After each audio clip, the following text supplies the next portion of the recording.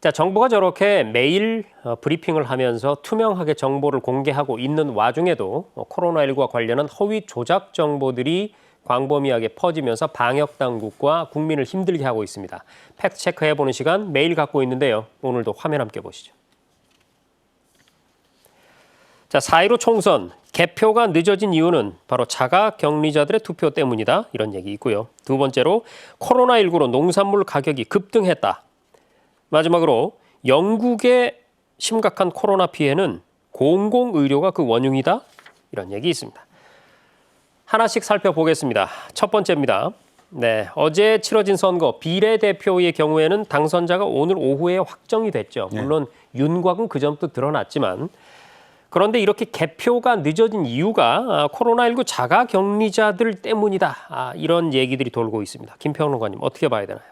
그러니까 자가격리자들이 이제 6시 이후에 투표를 하게 되면서 투표가 마감되는 시간이 늦어졌다. 그러다 보니까 당연히 개표가 늦게 시작됐고 그러다 보니 개표 시간들이 늦어졌다. 이런 주장입니다. 근데 이 주장이 어떻게 듣고 보면 그럴듯하잖아요. 그렇죠? 보통 6시에 다 끝나야 되는데 그런데 그 6시에 끝내지 않고 그 다음에 자가격리자들이 대거 들어가서 투표를 했다고 하니 그러니 이제 흔히 상상하는 거는 자가격리자들이 전부 다 딱 줄 서서 한 2m씩 떨어져 있는 상태에서 줄을 서가지고 막 들어가서 투표하는 걸 상상했을 거 아니에요. 근데 그게 그럴 수가 없는 게 자가격리자 전체 다 합해봤자 5만 8천여 명입니다.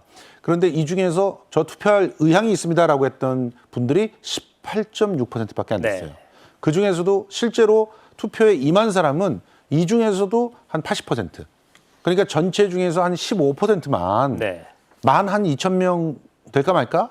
근데 이거를 전국 단위에 있는 그 선거구로 쫙 분포를 해보세요. 그렇죠. 한 선거구당 한 명이나 될까요? 한두 명 되는 거죠, 사실은. 자, 이렇게 되다 보니까 한 투표소에 한두 명 가지고 시간이 그렇게 늦어졌다?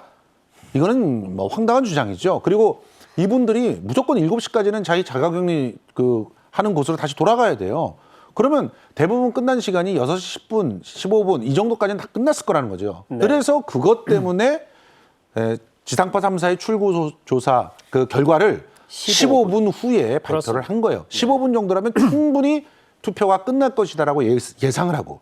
그러면 왜 이렇게 개표가 늦어졌는가? 크게 3가지 이유가 있습니다. 첫 번째, 비례대표 투표 용지가 48.1cm로 이렇게 기니까 기계가 소화를 못. 그렇죠. 우리가 뭐 이것도 예전에 참 가짜 뉴스가 있었습니다만 기계가 뭐 자동 분류만 한 것이 아니라 자동으로 뭐 정보를 처리한다 뭐 이래갖고 난리가 났었잖아요. 근데 이게 분류가 안 되는 거죠.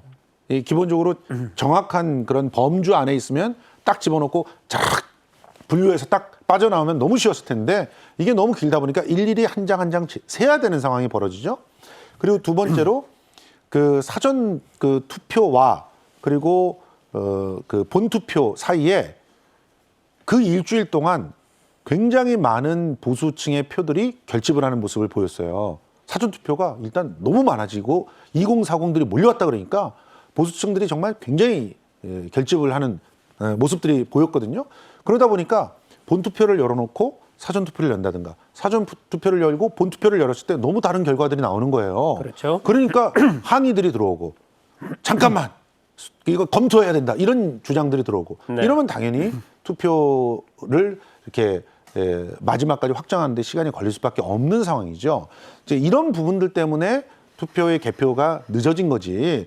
지금 이 자가격리자들한테 이 가혹한 그런 무게를 떠넘기는 것은 너무나 참 문제가 있는 그런 가짜 정보라고 할 수 있겠습니다. 그렇습니다. 아무래도 선거 결과에 대해서 좀 화가 난 분들, 이런 분들이 자가격리자분들에게 화살을 돌리는 뭐 그런 느낌이에요. 근데 사실 자가격리자들은 이 코로나19의 피해자들이지 않습니까? 그렇죠. 그래서 선거를 이유로 이분들에 대해서 차별적인 또는 혐오적인 시선을 보내는 일은 없어야 될 것 같습니다.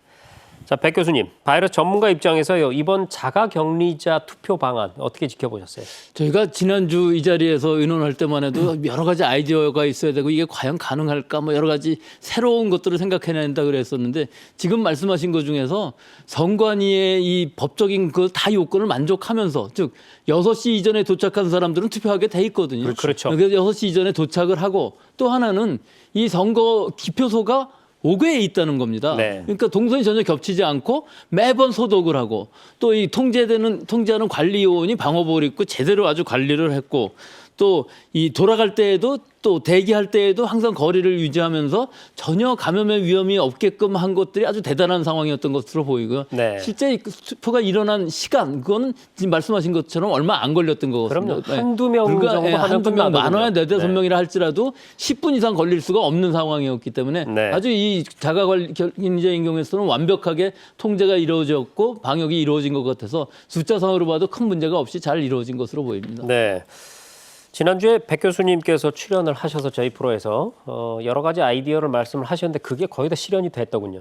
제 아이디어는 아니었을 거고 선관위에서 미리 생각하고 있었던 것을 제가 제가 뭐 전화를 하시거나 그러진 않으셨겠죠. 자, 그럼 다음 내용 살펴보겠습니다. 코로나19 때문에 농산물 가격이 급등했다. 자, 금 기자님 네. 어떻게 된 얘기입니까?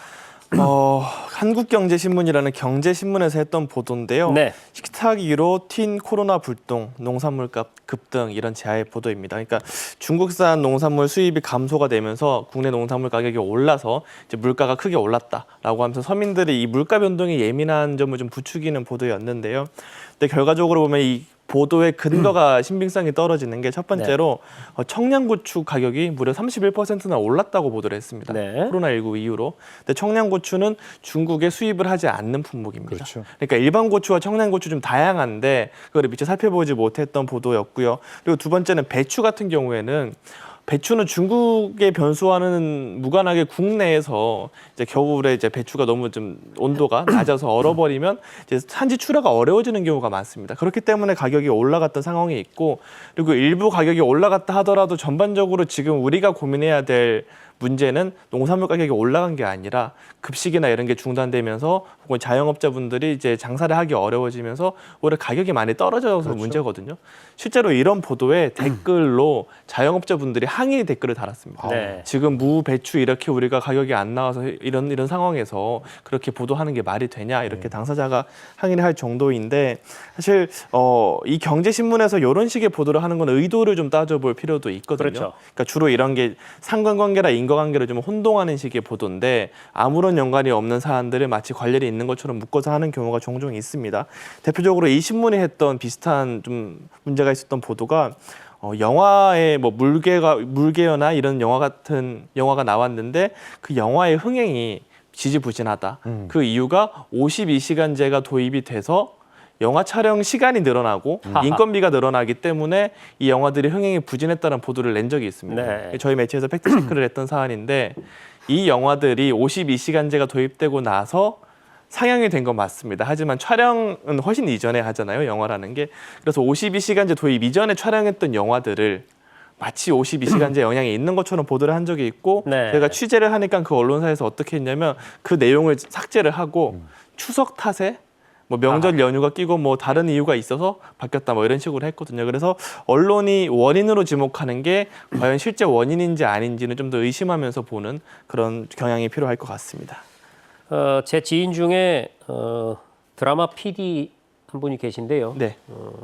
뭐 대대적인 히트를 기록했던 드라마들을 여러 편 만드셨습니다. 그런데 유럽에 가서 촬영을 했더니 거기 이제 현지 인력들을 쓰지 않습니까? 그렇죠. 시간이 딱 되면 바로 카메라를 놓고 퇴근합니다. 그냥 놉니다. 네, 그렇습니다. 네. 그런데 그렇게 해서 만든 드라마가 엄청난 성공을 거뒀거든요. 예. 그러니까 사실은 이런 생각이 드는 것이죠. 우리가 생각하는 취재의 순서는 자, 농산물 가격이 오른 것 같다. 그러면 왜 알아보자라고 취재를 들어가겠죠. 거기서 어떤 이유들이 나오겠죠. 그러면 이래서 농산물 가격이 올랐다라고 보도를 해야 순서가 맞는데 농산물 가격이 오른 것 같다. 왜? 미리 결론을 내립니다. 그렇죠. 코로나19 때문일 거야. 거기에 합당한 증거들만 이제 모으기 시작합니다. 이런 걸 우리는 확증 편향이라고 부르죠. 확증 편향은 SNS의 독자들이 한다면 뭐 이해가 됩니다만 언론사에서 그렇게 하면 안 되겠죠. 그렇죠. 네. 자, 다음 얘기로 넘어가 보겠습니다. 자, 농산물 가격 급등 얘기 나온 김에요. 해외에서는 실제로 이 코로나19로 식량난이 닥쳐올 것이다. 뭐 이런 얘기 때문에 사재기가 네. 실제로 일어났다고 해요. 그렇습니다. 그런데 이런 걱정도 사실은 뭐 기후에 불과한 걸로 나타나고 있죠. 그럼요. 지금 자 가격이 전반적으로 떨어지는 게 문제라고 지금 금준경 기자님 말씀하셨잖아요. 네. 가격은 왜 떨어질까요? 넘치니까 떨어지는 거죠. 소비가 있는데 가격이 떨어질 리가 없지 않습니까? 이거 시장 경제를 배울 때 가장 기초적인 상식이잖아요. 네. 전 세계가 지금 이 물동량들이 정지되는 바람에, 그러니까 뭐 예전에는 감자 같은 게 뭐 네덜란드에서 뭐 만들어져 가지고 그것이 뭐 저 아시아로도 오고 뭐 이러면서 막 전 세계가 움직여 다니면서 이 식량의 균형들이 있었잖아요. 근데 이게 딱 멈춰버리는 거예요. 그러니까 자국에서 만들어서 수출하던 것들은 남아돕니다. 막 썩어요. 그리고 또 타국에서 수입하던 것들, 그럼 수입하는 것들은 모자르는 일이 벌어지는데 그 수입하는 것들을 굳이 먹어야 되는 그런 수입 요소인가? 전 세계가 그렇지만 타국에서 수입하는 것을 정말 꼭 먹어야지만 되는 걸로 수입하는 나라들은 그렇게 많지 않습니다. 그러니까 뭐 예를 들어 쌀이 주식인 그런 나라들에서 쌀이 없어도 견딜 수가 있는 상황들이 만들어지는 대체제가 있는 것처럼 마찬가지거든요. 그러다 보니까 지금 현재 전 세계에서 곡물이라든가 또 특히 곡물을 대체할 수 있는 뭐 그 곡물류에 속한다고 볼 수 있는 뭐 옥수수라든가 콩이라든가 이런 것들은 굉장히 넘치는 그런 상황이고 이것들이 오히려 수출 수입이 많이 줄어들므로 인해서 넘쳐서 그 처리가 힘든 그런 상황이지 모자라서 그래 없어서 가격이 폭등하는 그런 상황은 아니다. 그럼 가격 폭등은 어디서부터 온 거냐? 심리적인 요인인 거죠. 네. 당장 눈앞에 내가 밖에 잘 나오지도 못하고 감금될 수도 있다라고 하는 그런 불안감이 있다 보니까 일단은 과잉되게 사는 겁니다. 보통 뭐 한 10kg 사면은 4인 가족에서 한 일주일 이상 먹을 수 있다라고 생각되는데 40kg씩 사는 거죠. 이러면서 생기는 거니까 이 부분은 일단은 불안감과 공포심을 잠재워주는 것이 그렇습니다. 우선이고 그리고 오히려 지금 이렇게 유통이 안 돼가지고 썩어가고 있는 그런 그 수많은 그런 그 농산물들을 소비자들하고 빨리 다이렉트로 연결해주는 그런 다양한 그 방법들을 고민해야 됩니다. 언론이 그런 역할 좀 예. 해줬으면 좋겠어요. 그런 네. 데에는 신경을 안 쓰고 그리고 그런 좋은 사례를 전에도 제가 말씀드렸지만 경기도 같은 경우가 하고 있거든요. 급식 그 업체들에 납품하던 그런 농장들이 망하게 생겼어요. 망하는 것도 그렇다고 쳐요. 좋아요. 그런데 농산물이 그냥 막 썩어서 버려지게 됐지 않습니까? 네. 그래서 그것을 바로바로 연계해서 특히나 고속도로 옆쪽에서 그런 그 임시 부스들을 만들고 드라이브스루 방식으로 판매가 될 수 있게끔 이렇게 조치를 하면서 굉장히 큰 효과를 봤거든요. 네. 강원도도 했죠. 예, 감자. 강원도도 감자를 온라인으로 그렇습니다. 판매해서 굉장히 효과 봤잖아요. 그렇습니다. 이런 부분은 왜 제대로 보도를 안 하는지 참 안타깝습니다. 네. 휴지를 해외에서 사재기에 들어가는 것도 바로 그런 어떤 심리적인 저지선 뭐 그런 것 때문에 그렇다라고 전문가들은 또 분석을 하더군요. 어쨌든 사재기를 하지 않는 대한민국 국민들이 옳았다라는 것이 증명되고 있습니다.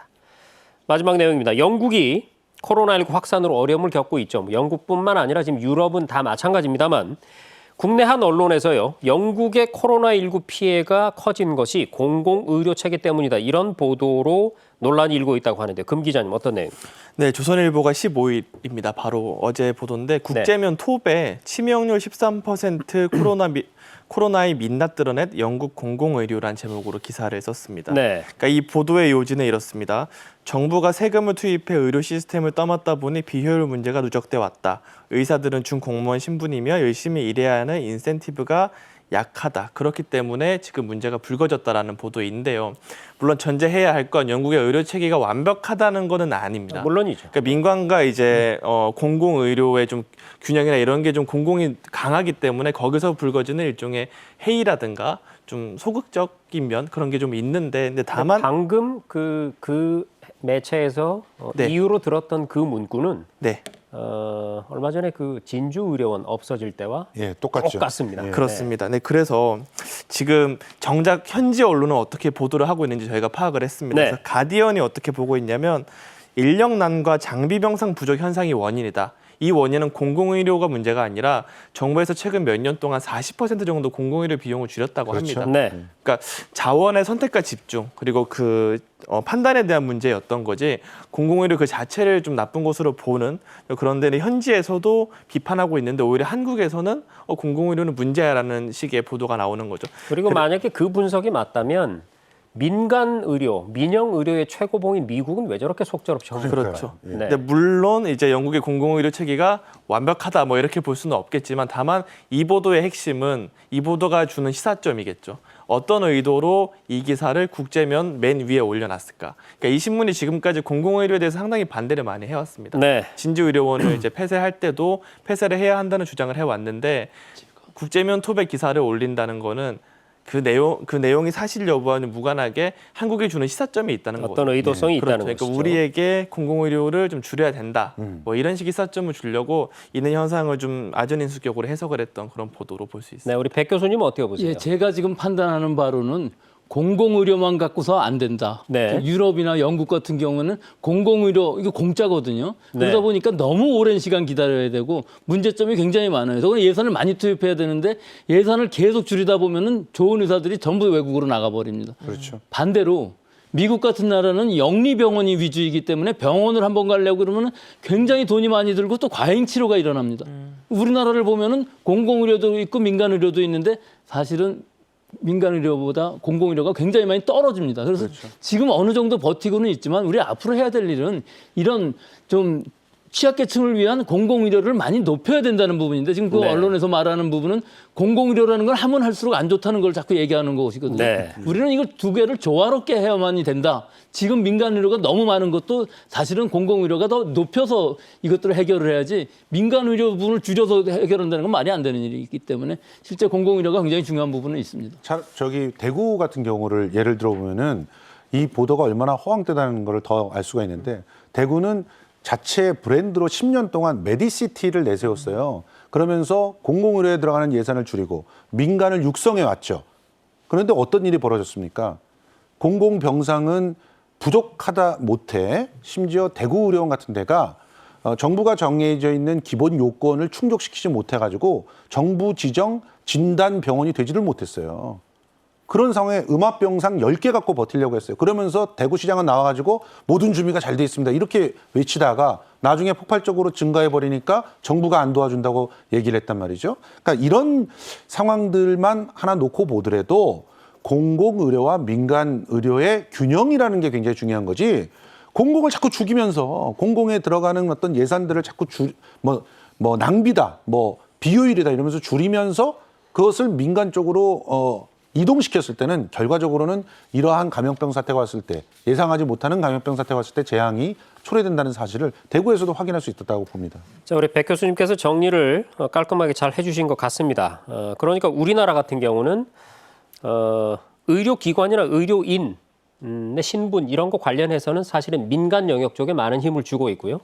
대신 국민들이 그 의료 서비스를 이용하는 체계, 그렇죠. 즉 국민건강보험이라든지 이런 부분들은 공적 체계를 활용을 잘하고 있는 것이죠. 그래서 그 부분이 조화를 잘 이루고 있다는 것인데, 그러니까 지금 얘기가 나오고 있는 유럽 쪽은 너무 공공에 치우쳐 있고 미국 같은 경우는 너무 영리에 치우쳐 있다. 그것을 슬기롭게 조화를 잘 이루고 있다는 것인데요. 어찌 됐든 지금 네티즌들은 국민이 지켜온 이 대한민국의 전국민 건강보험 이 덕분에 한국의 지금 의료체계가 코로나19에도 무너지지 않고 버텨내고 있다라고 이구동성으로 얘기를 하는데 일부 언론은 정반대로 자꾸 기사를 쓰니까요. 네, 의구심이 들 수밖에 없는 것 같습니다.